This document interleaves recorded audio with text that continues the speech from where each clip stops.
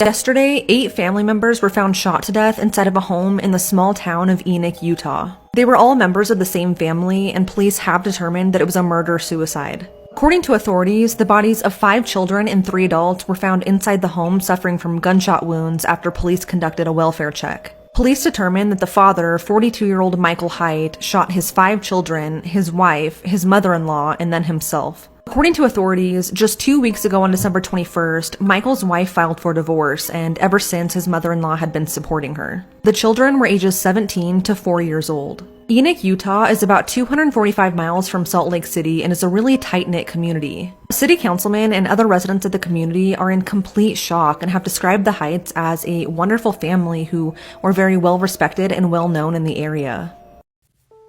Have you ever heard of the Covina massacre? And excuse the stuffiness, I've been really under the weather for the last week. This is the Ortega family, and they lived in Covina, California, which is a suburb of Los Angeles.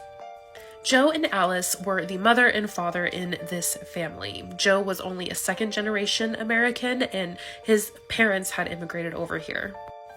Joe had done pretty well for himself. He had built his own business and was kind of just living the American dream. After Joe retired, one of his sons took over his business and grew it from there. So financially, the family was doing just fine. Joe and Alice were very family-oriented. They loved spending time with all of their children and their grandchildren.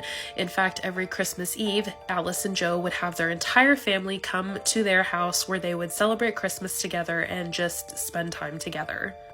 December 24th of 2008 was no different. Everyone went to Joe and Alice's house. They were just hanging out, having a good time. Some of the kids were in the backyard playing by the pool, while there was a group of people in the living room playing a game of Texas Hold'em.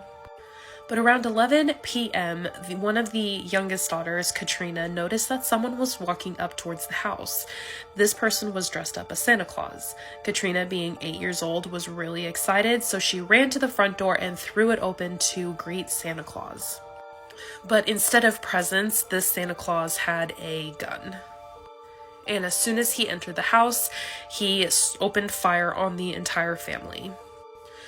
After the Santa Claus opened fire, many of the adults in the living room playing Texas Hold'em hit the floor, while the people in the backyard were able to make an escape and run to the neighbors to ask them to call 911.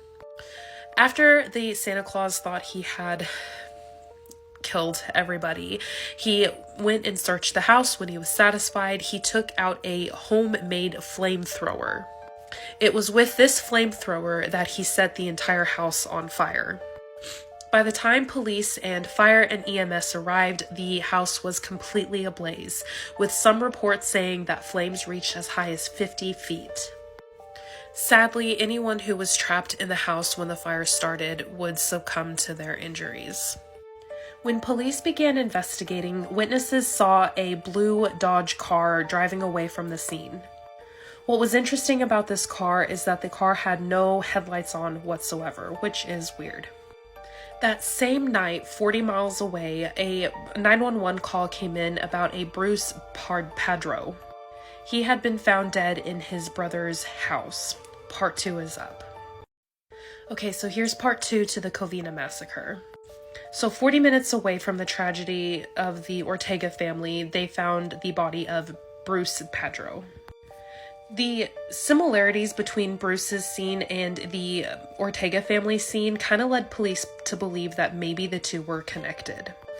Looking into Bruce's history, they realized that he was a local and he was just kind of an all-around not-so-nice dude. He completely abandoned his child and just kind of left them high and dry. And then when he met Sylvia Ortega, he didn't tell her anything about his child that he had abandoned. Bruce and Sylvia ended up getting married, but the shock of finding out that Bruce had abandoned a child and some money issues led to a divorce. Sylvia was able to keep an engagement ring and was awarded $17,000 in a settlement suit in their divorce, and was also awarded spousal support, and this really seemed to anger Bruce. In 2008, Bruce's life seemed to be just completely falling apart. He broke his ankle, and then he got fired from his job because he was billing for time that he wasn't actually working. And with the divorce from Sylvia, everything just seemed to be falling apart. During this time, Bruce bought multiple guns, and for someone who didn't sound like he had any guns before, this was really strange behavior. Police were able to interview some of the surviving family members of the massacre, and they pointed to Bruce being the attacker. Police were also able to connect Bruce to the car that was seen fleeing the scene, but when they found the car, the thing essentially exploded, and police believe that it was rigged to do just that. They also found evidence that Bruce maybe tried leaving the country after committing this act, and he also had an entire list of people he wanted to attack that night.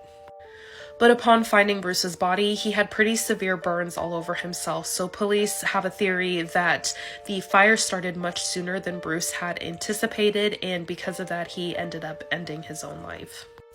When talking to a friend of Bruce, they found that Bruce was really blaming Sylvia for his life falling apart. It looked like he was not able to take any accountability for what he had done. And because of this, the Ortega family suffered. The Ortega family continues to press forward, and they're just really an amazing family that often speak out against gun violence. I did a much deeper dive of this story over on my YouTube channel. It's linked in my bio. If you hit the little Instagram button, it can take you to YouTube as well, or you can just search Murder Geek and you'll find it there. But what are your thoughts on this? Let me know down in the comments and follow for more true crime. This is one of the most shocking murders of 2022. On September 15, 2022, Dr. Reynaldo Rivera Ortiz Jr., an anesthesiologist from Dallas, allegedly injected poison into IV bags, causing the death of a fellow physician and cardiac emergencies to 11 of his patients in Dallas. Allegedly, he committed these acts as a retaliation for a misconduct probe. So here's the surveillance footage of him tampering with saline pouches in a warming fridge outside the operating room. Prosecutors are calling him a medical terrorist for his horrific acts. Let me know in the comments if I should do a true crime story on him, and hit the subscribe and like button. Here are the scariest, most serial killer details about America's most hated suspect who committed the most heinous crime of the year, Bryan Kohberger. He's been detained and charged with gruesomely murdering 4 University of Idaho students in their sleep with a knife. Are there any other suspects, or are you 100% certain this is your guy? I am certain this is our guy. First of all, look how much he looks like Ted Bundy. More than that, they both murdered young girls in sororities and both obtained their bachelor's degree in psychology from universities in Washington. It's like the true reincarnation of evil. Bryan was obsessed with crime, and he was described by everyone he knew as a very intelligent PhD candidate in criminology and criminal justice. After committing the murders, we know from his students on TikTok that he would talk about the murders in his classes. And we knew he had lovely holidays with his families and would go out to eat regularly, living amongst us as if nothing happened. He conducted a research study this year where he sent convicted criminals a questionnaire to pick the minds of murderers. He would ask questions like, why did you pick that victim over others? Or, did you struggle or fight with the victims? How did you prepare for the crime before leaving your home? As if he wanted to take notes on what to do or not to do. We also learned that he would interview regular students at the university he taught at, asking them questions about how much empathy they had and how they felt that empathy. I'm about to show you a TikTok video of an unidentified man that people think is Bryan, who is describing in a lot of detail how the 2 girls were murdered, as if he has a first-hand account of how it happened. The 2 victims were on the same bed, not side by side. One victim was found on top of the other. The reason is that the one tried to escape and was grabbed, harmed, and then shoved and fell on top of her friend. Both girls in which he just described how they were murdered, he follows on Instagram. I'm going to show you something crazier, but before I do, make sure you follow so you keep learning what's going on in pop culture here at Pop Culture University. Bryan was known to have links to the Sigma Chi fraternity that Ethan and Xana would visit. Another unidentified man that people think is Bryan called into a podcast and described his conversations he would have with people at Sigma Chi. You know, the one thing that every single one of them I feel like has asked me is, if you were going to kill somebody, how would you get away with it? Friends and family have been sending in tips about Bryan all day, often describing him as an incessant bully, putting people down for their insecurities and flaws, always wanting to let them know that he is smarter than them. Friends of it said that he would always make it clear that he is anti-LGBT, and that he was a misogynist who struggled to get girls, and when they would reject him, he would not take no for an answer and keep incessantly pursuing them. If this is all true, then his victims completely make sense, and if you're someone who's a young girl who falls into this demographic, your life could have been saved by him getting caught. Because it seems like someone who would 100% want to do this again. But the most eerie thing is that when he was arrested, the first thing he asked the police was anyone else arrested? As if there's someone else who worked with him with the same mindset as him. A mother murdered her daughter simply because her boyfriend said it was either him or her. Carissa Bordeaux was a 12-year-old girl from Bridgewater, Nova Scotia, Canada. She was living with her mother Penny and Penny's boyfriend Vernon in their 2-bedroom apartment. Carissa previously lived with her father in Shelburne County before she decided to make the move to Penny and Vernon's apartment. The relationship between Penny and Carissa was said to be strained because the two bickered back and forth a lot. On January 27, 2008, Penny and Carissa drove to a local grocery store. The two were arguing back and forth on the way to the grocery store, and Penny decided that this was it and she was going to do what she had to do. Keep in mind, she absolutely did not have to do this. Carissa sat in the car as her mother walked into the grocery store and called her boyfriend Vernon. Penny explained to Vernon that Carissa had gone missing, but this was not true at all because Carissa was waiting in the parking lot of the grocery store.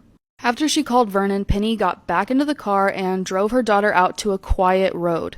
Penny ordered her daughter to get out of the car and pushed her only child to the ground. She bound Carissa's hands with twine and Carissa screamed, "Mommy, don't," but her mother did not listen. Penny pushed her knees into her daughter as she glared into her eyes and strangled her to death. After Carissa's struggles had stopped, Penny picked up her lifeless body and put it in the trunk. When Carissa's struggles had stopped, Penny picked up her lifeless body and put it in the trunk. Penny then drove around for a while, trying to figure out what she was going to do before she pulled into a Tim Hortons to discard the twine that she used on Carissa. She then made her way to the LaHave River, pulled Carissa out of the trunk, and dumped her body next to the river. Penny removed some of Carissa's clothes to make it look like she had been sexually assaulted, so any suspicion would not be on her. Penny made her way home and reported Carissa missing. She said that Carissa and her had gotten into a heated argument on the way to the grocery store, and while she went into the store, Carissa ran away. There was an intensive search for Carissa, and those who were searching for her believed they were racing against the clock because there was no way a girl could survive in the elements with the clothing that she was wearing. Penny turned to the public multiple times, pleading for her daughter's safe return, claiming that she loved her and wanted her to come home. On February 9, 2008, someone from out of town stumbled across Carissa's body. It took another 5 days before they were able to identify her body through dental records. The police immediately suspected Penny, but they had no evidence to go on, so unfortunately, they had to release her after they questioned her. The next week, Carissa was laid to rest. So many people came to pay their respects that they spilled out into the parking lot of the funeral home. Shortly after the funeral, Patty moved to Halifax as police continued to investigate her. Go to part 2. This is part 2 to the Carissa Bordeaux case. Last we talked about Penny moving to Halifax after her daughter's funeral. Shortly after Penny moved to Halifax, undercover police officers were assigned to pose as members of a crime syndicate. This is basically a group that is involved in organized crime. They told her they could help her out if she just confessed to killing her daughter and told them exactly how she did it.